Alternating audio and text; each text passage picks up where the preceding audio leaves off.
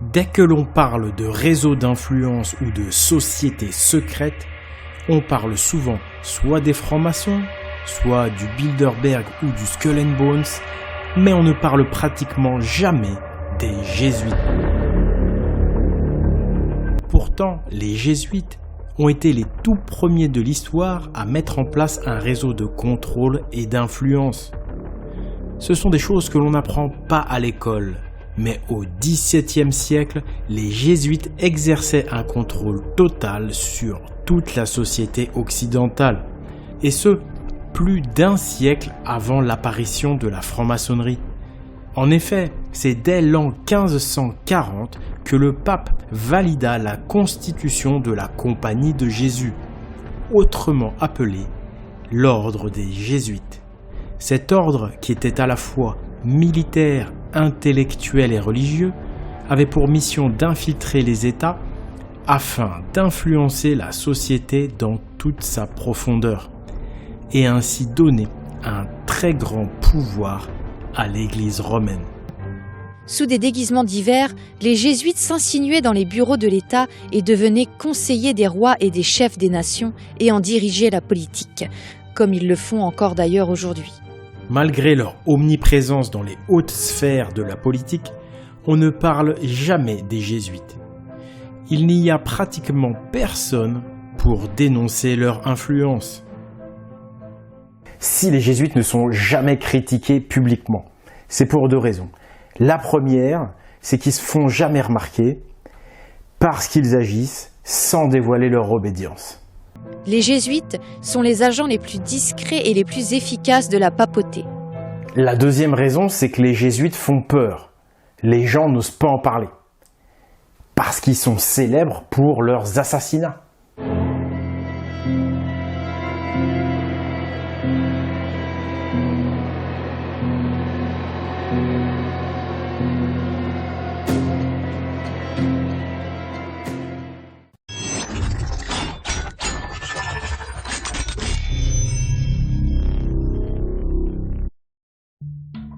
C'est au XVIe siècle, pendant les guerres de religion en France, que les jésuites, au nom de la guerre contre la réforme protestante, prennent en main les leviers de l'État.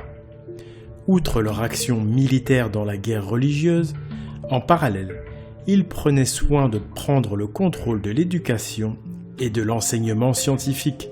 À ce sujet, voici ce que déclara le fondateur de l'ordre des Jésuites, Ignace de Loyola. Nous, les jésuites, nous allons capturer les collèges et les universités. Nous prendrons le contrôle de l'instruction sur la loi, sur la médecine, sur la science, sur l'éducation, ainsi que nous extirperons tous les livres d'instruction injurieux à Rome. Nous moulerons les pensées et les idées de la jeunesse. Nous nous engagerons même comme des prédicateurs protestants. Quand Ignace de Loyola parle d'infiltrer les protestants, qui sont à l'époque les ennemis des catholiques, c'est révélateur de la spécialité de cet ordre qui est l'infiltration, jusqu'au point d'aller infiltrer le camp ennemi. Les jésuites disposent d'affiliés. Les jésuites de robe courte, hommes ou femmes, humbles ou puissants, dans toutes les professions, toutes les classes de la société. Maîtres en hypocrisie, ils possèdent l'art de passer inaperçus. Ils savent adapter leurs vêtements, leur comportement, leur discours aux milieux dans lesquels ils évoluent. C'est donc au cours des guerres de religion que les jésuites prirent le contrôle des universités et des académies dans les pays occidentaux. Ils ont ainsi pu formater l'esprit des Européens, n'hésitant pas à réécrire totalement l'histoire de l'humanité. Au XVIIe siècle, ils menèrent même l'Inquisition, la fameuse chasse aux sorcières, dans le but de faire oublier au peuple certaines grandes vérités historiques. C'était une opération de lavage de cerveau généralisée. Et aujourd'hui, les effets de ce lavage de cerveau contre la population humaine n'ont pas totalement disparu. De nombreux mensonges subsistent encore. En effet, malgré la Révolution française et l'apparition de la laïcité, l'influence religieuse semble toujours faire son effet dans le monde universitaire. Si l'université semble toujours sous influence religieuse, C'est parce qu'aujourd'hui, l'histoire officielle, c'est toujours la même version que celle des inquisiteurs du XVIIe siècle. C'est toujours la version des inquisiteurs jésuites qui fait foi aujourd'hui. Mais personne ne s'en est rendu compte. Parce que tout le monde pense à tort que tous les problèmes liés à la religion ont été résolus par la Révolution française, puis par l'apparition de la laïcité. Mais on se trompe complètement. La Révolution n'a rien réglé comme problème, puisque l'Église a continué à dominer l'éducation nationale jusqu'au XXe siècle. En France, la loi de séparation de l'Église et de l'État, la laïcité, n'apparaît qu'en 1905. Et c'est après une lutte acharnée que Jules Ferry et Victor Hugo, entre autres, parvinrent enfin à retirer à l'Église chrétienne le privilège de contrôler l'éducation du pays. Victor Hugo déclara « Je veux l'enseignement de l'Église en dedans de l'Église, et non en dehors. L'Église chez elle, l'État chez lui. » Mais après des siècles d'occupation des institutions éducatives, cette loi de 1905 ne réussit pas à extirper toute l'influence jésuite de l'université. Et derrière les habits de professeurs laïcs se cachaient encore beaucoup de jésuites. C'est sans doute pourquoi au cours du XXe siècle, malgré la laïcité, l'histoire officielle n'a guère évolué. Dans l'histoire officielle de France, on retrouve beaucoup de récits qui ne sont pas rationnels, mais qui appartiennent au monde mystico-religieux. Que ce soit la conversion de Clovis qui voit le Christ apparaître dans le ciel, ou Jeanne d'Arc qui parle aux anges, on voit bien que l'Église a utilisé l'histoire pour convertir les gens. Mais bon, tout ça c'est des petits mensonges mignons qui se repèrent facilement. C'est rien comparé aux énormes omissions et mensonges qui restent encore dans l'histoire officielle. Il est vrai que depuis la loi de 1905 sur la laïcité, à aucun moment l'Église n'a fait son mea culpa. À aucun moment non plus, l'université n'a fait son coming out. À aucun moment, il n'y a eu une déclaration officielle pour dire que l'histoire avait été falsifiée par les jésuites. En réalité, concernant l'histoire officielle enseignée par l'éducation nationale, il y aurait dû avoir un avant et un après 1905. Mais ce basculement n'a jamais eu lieu dans les académies. Tout est comme si les jésuites avaient réussi à maintenir leur influence dans l'éducation nationale. Aujourd'hui encore, les principales écoles des pays occidentaux, les écoles les plus importantes, là où l'on forme les élites de la nation, sont des écoles jésuites. Et l'on ne parle même pas de toutes ces écoles officiellement non jésuites, mais qui sont tout de même sous leur influence. Les jésuites sont d'autant plus redoutables aux yeux de leurs opposants qu'ils demeurent insaisissables, échappant à la clôture du couvent et à l'enceinte de l'église. Ils se répandent partout, sans que rien ne les distingue, et leur nombre est légion. Le petit événement du jour, c'est la sortie de ce livre « Histoire secrète des Jésuites » de Edmond Paris que nous republions chez l'Esprit Viking.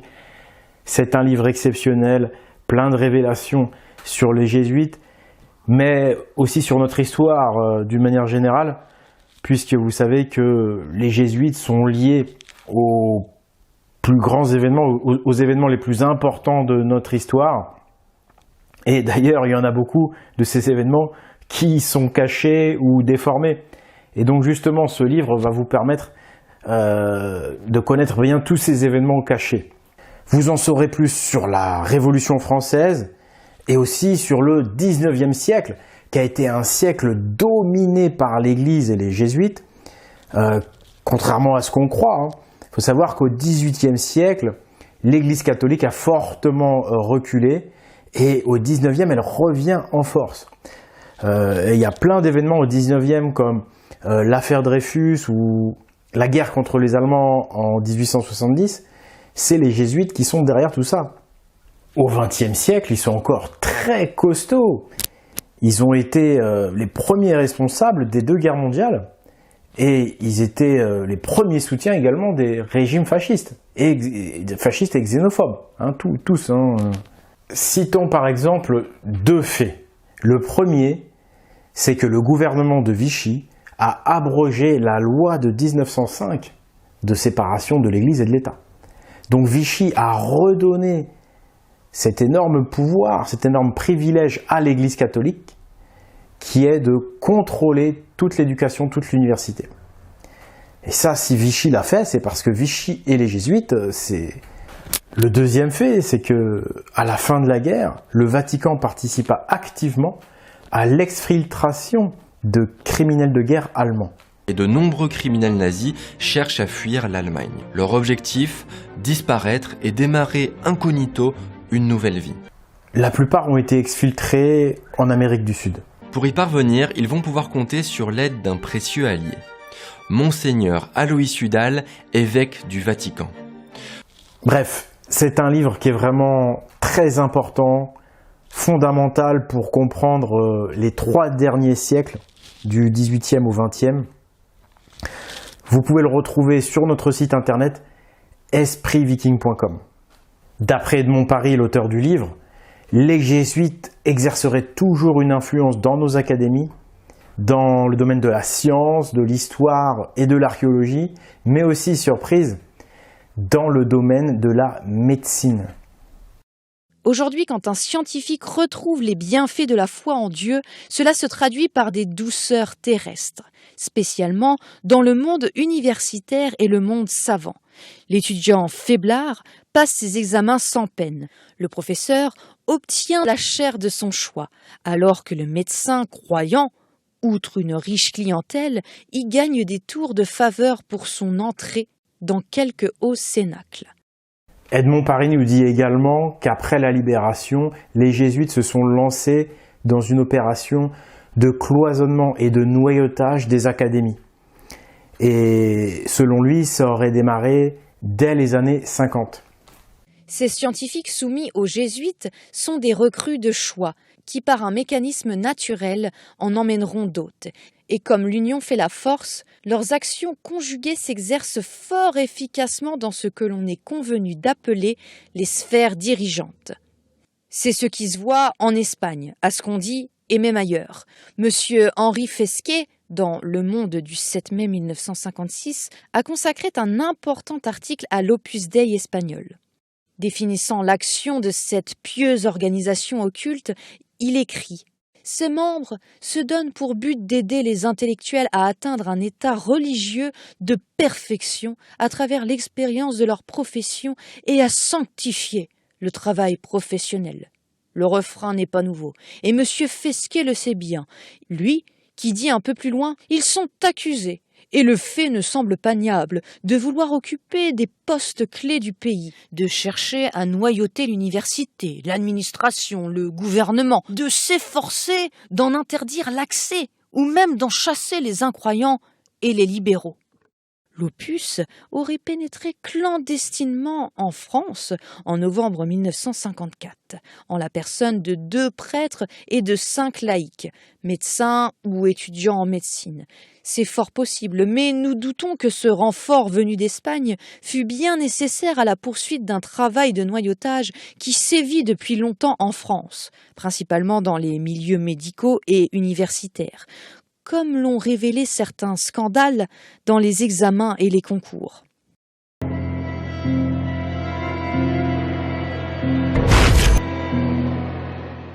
Pendant l'Inquisition du XVIIe siècle, les jésuites ont envoyé au bûcher tous les livres et même toutes les personnes qui ne leur plaisaient pas. Ils ont complètement réécrit l'histoire du monde, notamment pour faire oublier la seule véritable religion concurrente, l'odinisme, la religion païenne, celto-viking, qui fut complètement écartée de tous les textes, comme si elle n'avait jamais existé, alors qu'elle perdura pourtant avec ardeur jusqu'à ce fameux XVIIe siècle. Mais parmi les autres secrets d'histoire cachés par le Vatican, il y a aussi l'ancienne civilisation des pyramides, une civilisation païenne, ainsi que l'identité réelle des premières cathédrales gothiques qui étaient également païennes. En fait, c'est tout un monde qui nous est caché. Pour en savoir plus sur cette ancienne civilisation mondiale, vous pouvez regarder le documentaire que nous avons réalisé et qui s'appelle « Ce qu'on nous cache derrière le svastika ».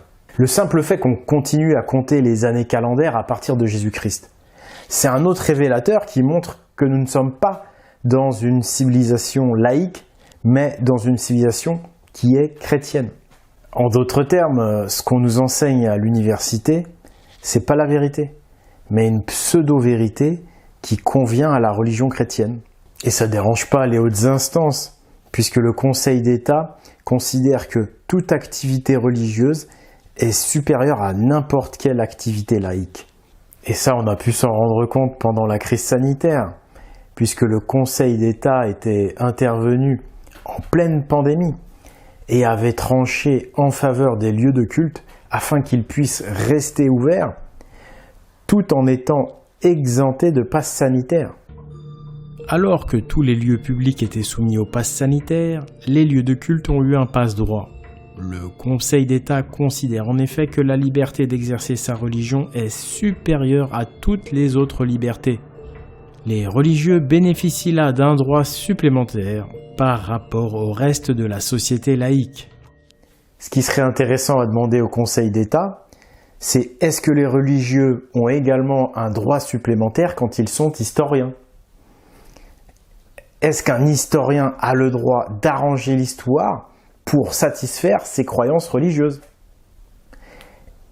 Est-ce que c'est permis par le Conseil d'État au nom de la sainte liberté religieuse ? Après avoir pris connaissance de cette influence occulte sur nos institutions, on n'est plus surpris d'apprendre qu'il y eut au cours du XXe siècle des scandales archéologiques, comme par exemple la destruction de la pyramide de Nice. Une énorme pyramide détruite en 1975 sous le silence complice des autorités. Et ce n'est que la face visible de l'iceberg. D'une manière générale, on fait très peu de fouilles en Europe occidentale, alors qu'on dépense des millions pour faire des fouilles au Moyen-Orient. Alors, pourquoi ce deux poids deux mesures ? Est-ce que c'est pour complaire à la Bible qu'on cherche désespérément à prouver que la civilisation vient du Moyen-Orient, c'est-à-dire près de la Terre sainte de Jérusalem ?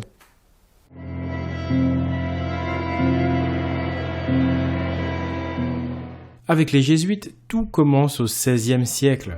La France est alors un pays à part en Europe, car elle n'est soumise ni au catholicisme romain, ni au nouveau courant chrétien protestant.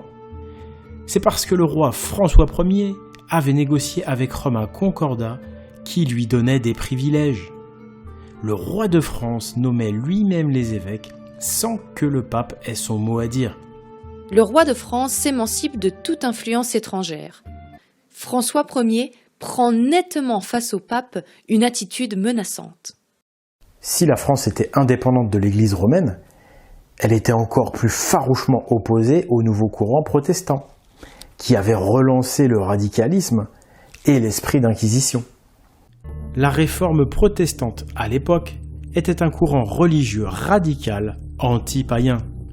Dans le film Jeanne d'Arc la Valkyrie, nous avons vu que François Ier était en réalité de confession odinique, une religion très tolérante axée sur la philosophie des druides. François Ier exerçait une politique laïque, catholique et odinique cohabitaient dans son royaume, et il protégeait aussi les scientifiques contre les zélateurs chrétiens, ce qui lui vaudra de nombreux ennemis. Les censeurs chrétiens le traitaient d'anticlérical.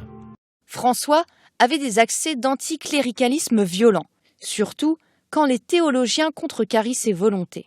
Le roi de France était favorable aux savants, mais pas favorable ni aux protestants, ni à la politique du pape de Rome. Au sujet de François Ier et de la vérité sur les châteaux de la Renaissance, le DVD du film Jeanne d'Arc la Valkyrie vient de sortir. Vous le retrouvez sur espritviking.com. Bref, en 1538, on a François Ier qui fait une nouvelle injure à Rome en imposant le français comme langue officielle de l'État, à la place du latin. Donc le latin, c'est la langue romaine. Le latin avait été imposé par l'Église romaine. Ce changement de langue, c'est un signe très fort de prise de distance de la France par rapport à Rome. Et ça illustre l'insoumission des rois de France au pape de Rome. Et c'est ça qui va véritablement provoquer les guerres de religion. En 1551, Henri II, fils et successeur de François Ier, continue fidèlement la politique de son père. Le 27 juillet 1551, le pape lance l'anathème contre le roi. Un violent conflit oppose en effet Henri II au pape Jules III. En plus de ce conflit, Henri II devait gérer les protestants, qui étaient de loin les plus agressifs. Ils attaquaient notamment les cathédrales Notre-Dame. Et c'est pour protéger ces temples païens des agressions protestantes que Henri II est obligé d'accepter l'aide des catholiques contre les protestants. Cette aide, c'était l'ordre des Jésuites, qui prétendait vouloir sauver la païenne Notre-Dame en la convertissant au nom du culte de Marie. Mais le roi redoutait ces agents du pape, et ils ne purent s'établir que dans un petit coin de l'Auvergne. Ce n'est finalement qu'après la mort d'Henri II, et après que la première guerre de religion eut éclaté, que les jésuites purent s'installer à Paris. C'est la création du collège de Clermont en 1563, sous le règne de Catherine de Médicis. C'est toujours au nom de la guerre contre le protestantisme et de la défense de Notre-Dame que les jésuites prennent du pouvoir en France. Mais leurs deux véritables intentions étaient de convertir Notre-Dame et de renverser cette royauté trop païenne et insoumise au pape. C'est ce que les événements de 1589 vont révéler. En effet, en cette année 1589, le roi Henri III, qui était enfin parvenu à annihiler les guerres de religion, fut assassiné par les jésuites. Ce meurtre du roi de France propulsa alors sur le trône une autre dynastie royale, mais l'héritier était un protestant. C'est là où on voit que la guerre contre les protestants, c'est un prétexte utilisé par les jésuites pour réaliser un autre objectif. Parce que c'est les jésuites qui ont provoqué l'accession au trône du premier roi protestant de France. Donc pourquoi ils ont fait ça ? Parce que le véritable objectif des jésuites, c'était de reprendre le contrôle sur la France en renversant cette dynastie royale païenne des Valois, qui depuis Jeanne d'Arc était odinique. C'est Jeanne d'Arc la païenne qui a mis Charles VII sur le trône, en contrepartie de la protection des odiniques. Donc ça, c'était insupportable pour Rome, qui voulait que la France revienne sous son contrôle et revienne au strict christianisme. Et on peut dire que pour ça, les protestants les ont sérieusement bien aidés. Depuis l'assassinat d'Henri III, la nouvelle dynastie royale des Bourbons ne cessera de se soumettre à Rome. En effet, l'héritier protestant Henri IV se convertira au catholicisme pour complaire à Rome. Il est vrai qu'Henri IV a subi une très forte pression jésuite. Il survécut à plusieurs tentatives d'assassinat. C'est d'ailleurs des suites d'une tentative d'assassinat contre Henri IV que la dernière école de bâtisseurs odiniques, appelée plus communément la franc-maçonnerie opérative, sera interdite et bannie. Henri IV se soumettant à la volonté du pape. Les jésuites mèneront ensuite l'Inquisition et élimineront toute trace du passé odinique de la France. L'identité odinique des cathédrales, des châteaux de la Renaissance et de la confession de certains rois de France, comme les Valois et les Mérovingiens, sera totalement effacée de tous les livres d'histoire. Louis XIV sera le plus parfait instrument des jésuites, Le roi soleil, c'est en fait le roi jésuite, puisque le soleil noir, c'est l'emblème des jésuites. Il allumera les bûchers partout en France pour faire éliminer les derniers druides et les dernières druidesses odiniques, rebaptisées sorcières à l'occasion de cette campagne de terreur anti-païenne. Et cela continua comme ça jusqu'au XVIIIe siècle, jusqu'à ce que Louis XV mette un coup d'arrêt aux jésuites. Il faut savoir qu'au XVIIIe siècle, la noblesse française s'intéresse beaucoup à la franc-maçonnerie, et les idées nouvelles des philosophes vont avoir raison de la dictature jésuite en Europe. C'est en 1762 que Louis XV ordonne l'expulsion des jésuites du royaume de France. Et cet événement éminemment important n'est étrangement pas enseigné au programme d'histoire. Mais ce bannissement des jésuites, c'est aussi le début d'un nouveau conflit entre la royauté française et le Vatican. Un conflit qui rappelle celui du XVIe siècle, qui s'était terminé par la victoire totale des jésuites sur la France. Les jésuites avaient au passage éliminé la dynastie des Valois. Ce nouveau conflit entre Rome et la France, amorcé en 1762, se résoudra encore par la guerre, par la Révolution française, qui se terminera une nouvelle fois par l'élimination physique d'une dynastie royale française. C'est seulement en sachant que les jésuites ont été bannis de France par la royauté française en 1762 qu'on peut analyser correctement la décapitation de Louis XVI en 1793. Si on ne sait pas ça, l'analyse est biaisée.